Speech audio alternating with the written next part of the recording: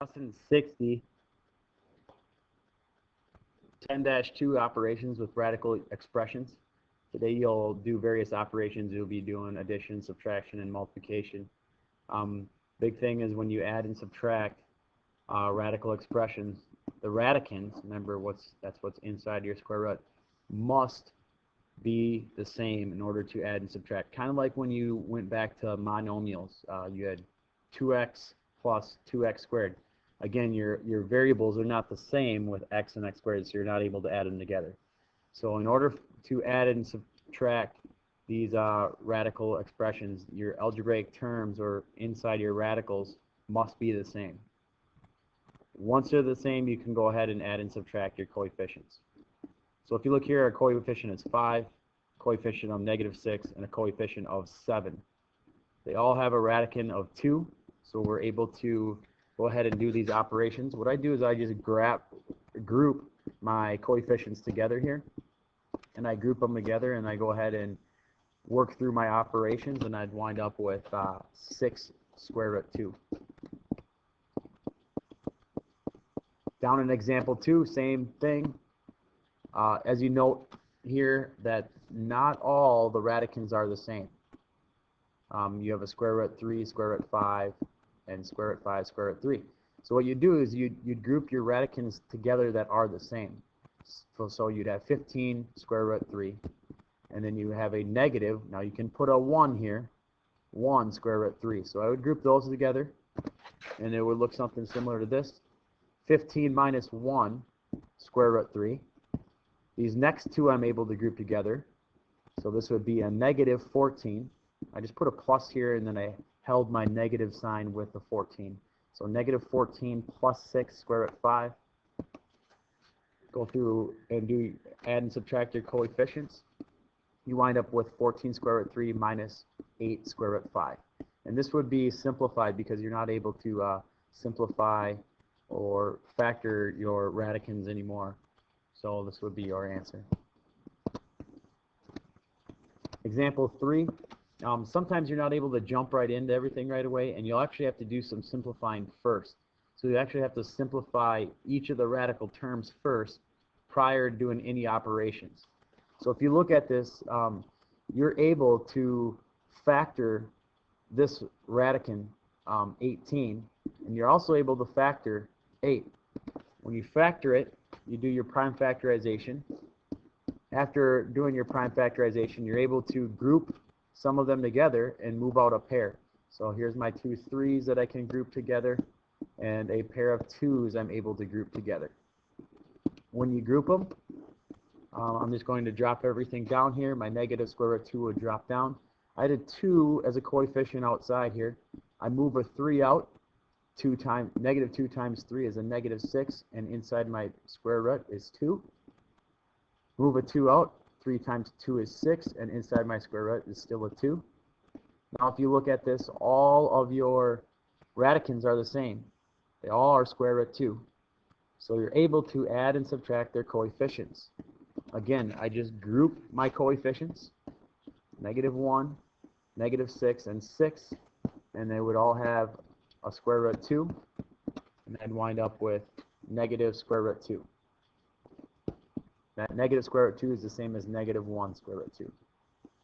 Example 4, I want you to go ahead, pause the video, work through it on your own, and start it up, and we'll see where we wound up with. Again here, we'll want to simplify these radicands first. So go ahead and pause her and work through it.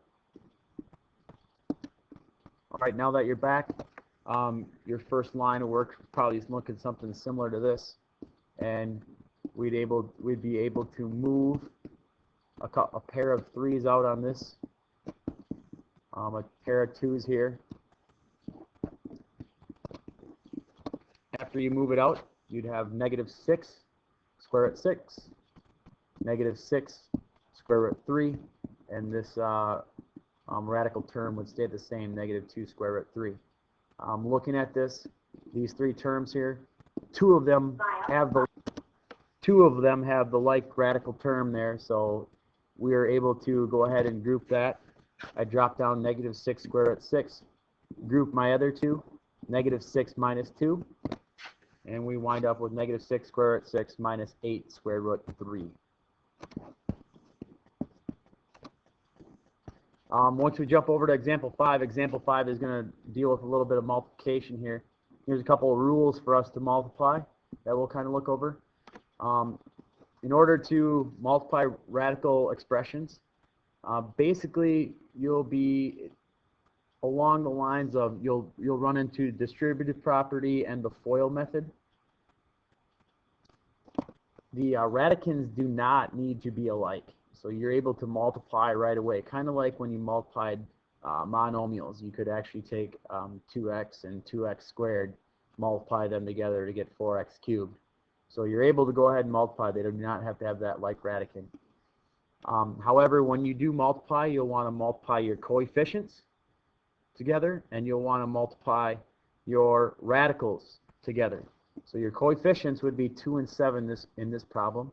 Your radicals 6 and 3. Again, I just grouped them together. Those are what you would multiply together. We wind up with 14 square root 18. This can be simplified. You can simplify the square root of 18 down there. So I'm able to pull out a pair of 3's there. When I pull out the pair of 3's, I have 3 times 14, which would give me 42 square root 2. I'm going to let you go ahead, give number 6 a shot, pause the video, come back.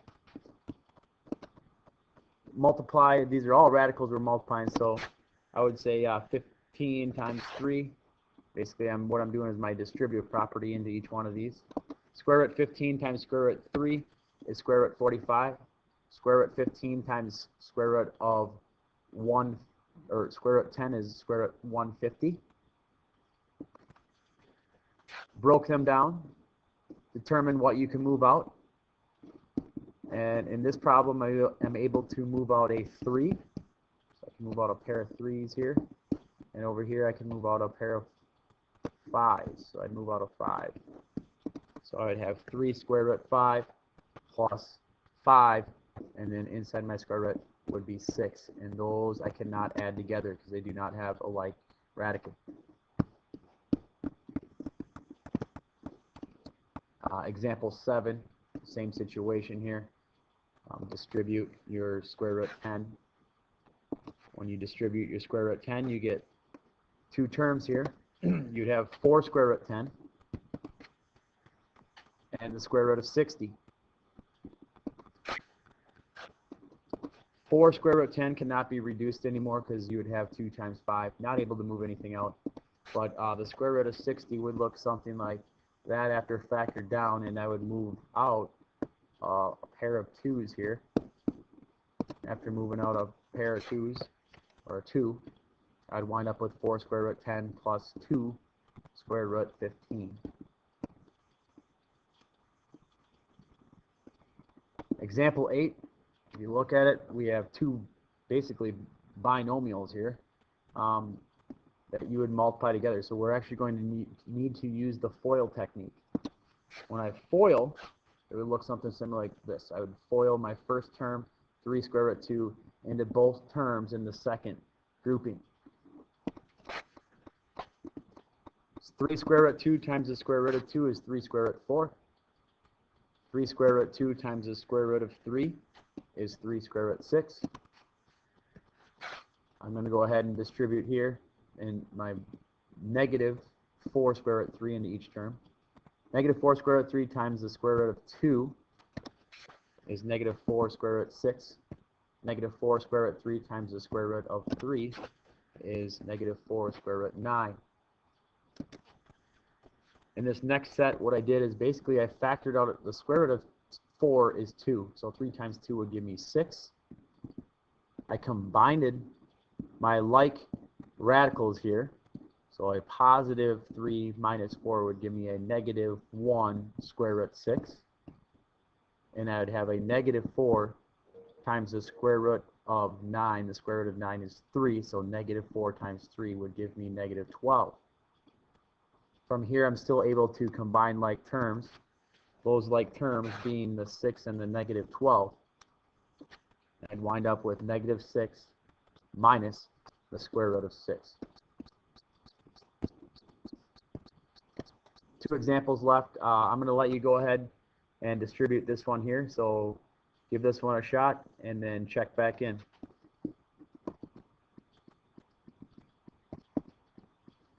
All right, so we'll distribute our negative 4 first. When I distribute the negative 4 times 3 is negative 12.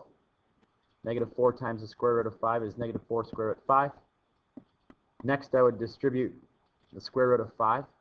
Square root of 5 times 3. I wind up with a positive 3 square root of 5. And the square root of 5 times the square root of 5 is the square root of 25, or 5.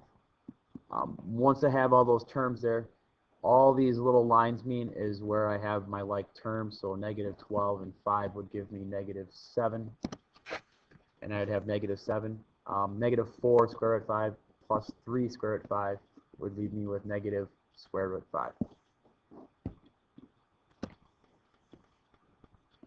Example 10. This is squared. So what I did right away is I just rewrote it. So I have 3 minus square root of 5 and 3 minus square root of 5. Again, distribute. I'm going to let you go ahead and distribute and then check back in. So why don't you go ahead and pause it. After your distribution, 3 times 3 is 9. 3 times the negative square root of 5 is negative 3 square root of 5. Now I would distribute negative square root of 5 into 3, leaving me with negative 3 square root of 5. And negative square root of 5 times negative square root of 5 would be a positive square root of 5, or 5. Again, these bars are just indicating where my like terms are at. So I'd have 9 and a positive 5, which would be 14. A negative 3 square root of 5 and a negative 3 square root of 5, I can add those together with the like radical. So then I would get negative 6 square root of 5. So my answer would be 14 minus 6 square root of 5. This concludes lesson 60, operations of radical expressions.